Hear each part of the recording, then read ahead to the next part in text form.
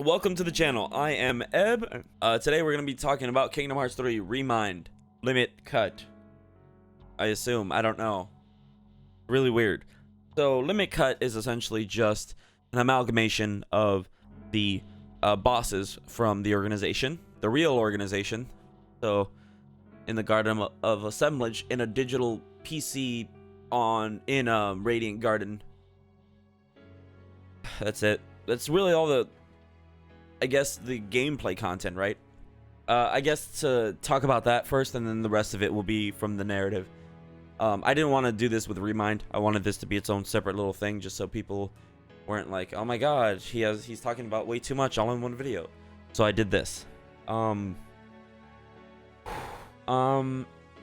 do like the revision of the combat. Obviously, they just took abilities from Kingdom Hearts 2 and then threw them into Kingdom Hearts 1 with some other abilities as well. I think Last Charge is Kingdom Hearts 3 new ability. I don't know. It's better than Magic Flash, which I hate Magic Flash. Anyway, the point is that Limit Cut does some things with its combat, right? Its bosses are great. You really need the new abilities in order to be able to play the game really well. So, it's a little weird because every boss that I fight, roughly you do 1.5 combos. You get one combo, and then you get and start, and halfway through another combo, they'll just revenge value out and start doing their own attack or something. Which, that's fine, but it's always been an issue for me, like with that, especially with Kingdom Hearts 2. A lot of people love the Lingering Will fight, but I don't really like it because it doesn't have a lot of variety to its gameplay. All you can really do is either guard attacks or you dodge them. You can't really tech them, right? You can't hit your attack with, you can't hit their attack with your attack. You can, but very rarely do you get a reward for it. You don't really get an advantage to start your own combo all the time. Normally, you hit their attack, they like, oh fuck, you fucking guard broke me or whatever, you tech my move, and then they'll just continue with the rest of their combo. It's like, oh well, great, fucking I don't care. Kingdom Hearts 3 Limit Cut is very much a recreation of Lingering Will across 13 boss fights, right? You hit them a couple times, then he revenge values out, he does his own combo, and you just gotta guard or dodge roll and then wait for him to stop attacking, fall, and land, and then you can do a combo at that specific moment. And very rarely are you able to attack outside of that window. You can't really, oh, he's in the middle of a combo, I'm gonna throw a thunder and he'll just stop attacking because I hit him. No, like they'll just continue with the rest of their combo, or they'll switch into another attack pattern that they do. Who the fuck knows? Obviously their behaviors are very telling or repeated. Obviously it's a pattern for a reason, right? But it's just boring, it's dull. I get that people like it because, like, oh yeah, it makes you learn the game. It's like, you're not really learning the game, you're just blocking and dodging until you have a very specific window to open up their attacks, right? To open them up. And then, but that window is small because then, you know, they leave halfway through your second combo and then they'll just start doing their attacks again. So it's less of a battle and more of a waiting game. And that's not very fun because it's just, you just take turns with the enemy, right? You wait, you let the enemy do their move. Oh, okay. You wait until it's done and then you attack. And you're like, oh, okay, cool. It's my turn now. Now I'm going to attack. And then they start doing their attack. But sometimes there are small windows during their attack that you can go in and do a combo, right? Like, oh, but it's very rare, and oftentimes you can't tell because they're doing a lot of moves, and you're like, oh, I'm trying to get in, but they're just dashing around, darting around too much, and if you're not paying attention, and if you're just like being too defensive, they're just gonna start their next combo, so you'll just lose that turn if you're not paying attention, which isn't very fun. That's it. That's all I wanted to talk about when it came to combat. I feel like I'm done with that. So let's get back to the more important concept, which is the narrative. So you need to beat Limit Cut in order to get the secret episode, which obviously I don't think I'm gonna get. So I've watched everything on YouTube from the Limit Cut that is important. Unfortunately, Limit Cut does open up and they're like, oh yeah, we've been looking for Sora for a year. And then Riku's just like, yeah, blah blah blah, they're looking for his heart, and the VO is very bad. It's just very like phoned in, doesn't really matter. It's really weird, and it sounds, the audio quality is very bad with Riku. Everyone else sounds fine. It's really weird. I don't know why. I just think either one, they don't have the budget for some reason to have David Gallagher actually speak, where they're like, oh fuck, we'll just have to have you go here, and it's not that good. It doesn't have good audio quality, or wherever the hell they are in whatever studio. Either that, or he's just like, no, I'm not going anywhere. I'm gonna just use this shitty ass mic, and you guys have to do whatever the fuck you want with it. Well, I don't know how it works, but you know, who knows. Anyway, so I guess, yeah, so let's talk about the big thing then. My biggest issue, which a lot of people, again, you know, were mad about in the original Kingdom Hearts 3. Kairi does nothing. He does fuck all, and she just exists. So in Limit Cut, we get a cutscene before you actually just start doing all the battles. Actually really funny. I think it's funny anyway. Kairi has been asleep for a year. When it shows a year later, oh yeah, she's been asleep. Like, what? So she's like, oh, apparently her reasoning behind why she's asleep is that somehow, because I was with Sora and I love him and he loves me, and I was the last person to be with him, and you know, we were connected in the final world or whatever, I guess, is that if we're ever to find, if we're gonna find Sora, I am the key to that somehow. Which I guess that's true, because in Kingdom Hearts 1 she brought his heart back and made him a floating heart that you were able to see his body as a visual, right? Like, he was a floating heart after he stabbed himself in Kingdom Hearts 1. We just saw him as Sora because Kairi had the ability to do so somehow. So I guess that's what they were alluding to, is that she has this mysterious connection to him, and so she puts herself to sleep, and Evan,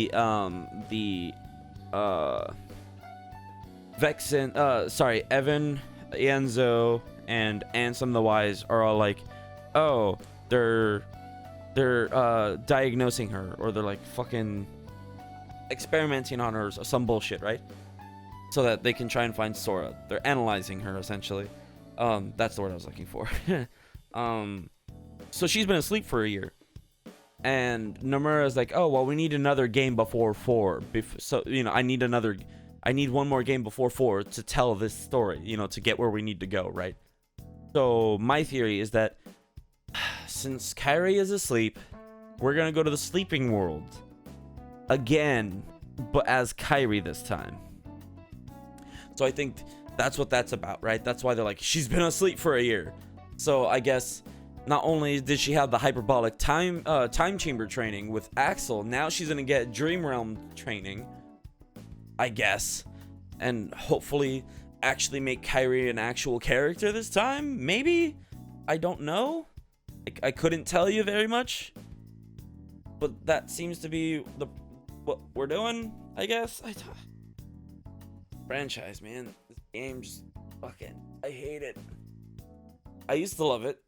Trust me, I used to like it. The gameplay was never bad, but it was just struggling. After Kingdom Hearts 1, it struggled, and it's unfortunate. So, am I happy about where Kingdom Hearts is going? No, I'm not. Am I gonna go down that path anyway? Yes, because I need to know. Like, once Kingdom Hearts is over, it's over, man. It'll finally be done. It's like, oh well, Kingdom Hearts 3 was done. It's like, no, that was just the first arc of this entire journey, you know. It's just so much went wrong with this game, and I'm just not happy about it. But hey, you know, we're gonna get Kairi. We're gonna get Kairi now. We're gonna play as Kairi. We have new characters we're getting thrown at us, like fucking Yozora, played by Dylan Sprouse, which that's actually really good. I'm actually excited for that. But just, I'm not happy. I'm not happy about Kingdom Hearts anymore. It's been a long time since I have been, but you know, they're not gonna put in a lot of effort. It's Kingdom Hearts. No, it's Disney and Final Fantasy. People will buy it regardless. Is their whole shtick. So I'm just caught in a rock and a hard place, I guess, right? Like, so I guess my job now is to just be critical of the series and actively be the voice that says, hey, don't play Kingdom Hearts. Or if you do, play Kingdom Hearts 1 and then never touch any other game ever. That's it. Just leave it alone. Play Kingdom Hearts 1, have a good time, and that's it. Don't ever play any other Kingdom Hearts game. You know? But that's it. That's it. I know I'm not angry as I was last time, mainly because, yeah, sure, not a lot of issues are popping up, but it's just the issues that are there are prevalent, right? Bad narrative, bad gameplay, revising the bad gameplay, and not even revising the narrative. And hey, you pay $30. That's not fun. So that's it. That's all. And as usual, this video is over, but the discussion is not. So you can go down into the comments and we'll talk about it there. Like, I'm not gonna be mad about video games all the time. I'm not gonna be yelling about them all the time, but I will if I find, most of the time, that's mainly just like my initial reaction.